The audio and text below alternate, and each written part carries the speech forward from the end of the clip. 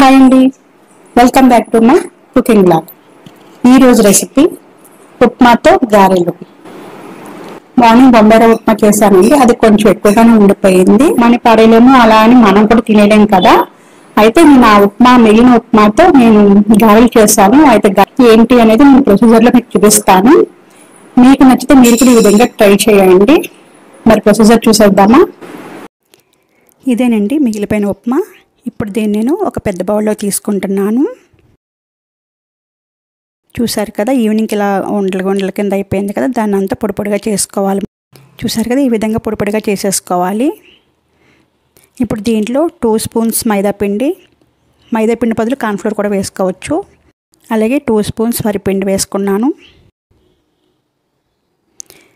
దీనిలో baking soda లైట్గా, అలాగే కొంచెం సాల్ట్, ఆల్రెడీ ఉప్మాలో ఉంటుంది కదా. ఇప్పుడు ఉల్లిపాయ ముక్కలు ఆల్రెడీ ఉప్మాలో ఉంటాయి, చూసుకోండి, నచ్చితే వేసుకోవచ్చు. నేనైతే వేసాను ఉల్లిపాయ, పచ్చిమిర్చి, అలాగే అల్లం, బంగాళదుంప కోరింది వేసాను, అలాగే క్యారెట్. ఇప్పుడు ఇవన్నీ కూడా మొత్తం ఈ మిశ్రమం అంతా కూడా కలిసే విధంగా కలుపుకోవాలి. చూసారు కదా, మొత్తం కలిపేసుకోవాలి. కొంచెం అవసరమైతే వాటర్ లైట్గా కలుపుకుంటే బాగుంటుంది. ఇలా మనకు ఉండలా వస్తుంది అనమాట. లైట్గా వాటర్ వేసుకుని కలిపాను నేను. ఇప్పుడు దీన్ని ఈ విధంగా వడలా చేసుకుని ఆల్రెడీ కాగి ఉన్న ఆయిల్లో డీప్ ఫ్రై చేసుకోవాలి. ఈ విధంగా 2 వైపులా వేయించుకోవాలి.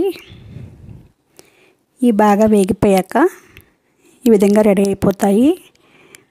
వీటిని మనం ఒక ప్లేట్లో తీసుకోవాలి. చూసారు కదండి, రెడీ అయిపోయి వీటిని సర్వింగ్ బౌల్లో తీసుకొని సర్వ్ చేసుకోవడమే. మీకు కావాలితే వేయించిన పచ్చిమిర్చితో కానీ అలాగే చట్నీతో కానీ తింటే చాలా బాగుంటాయండి. ఒకసారి మీరు ఈ విధంగా ట్రై చేయండి.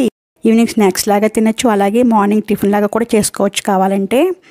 ఓకేనండి, ఈ రెసిపీ కనుక మీకు నచ్చితే మీరు ట్రై చేయండి. ప్లీజ్ ఎవరైనా సబ్స్క్రైబ్ చేసుకోకపోతే please subscribe my channel. Thank you for watching.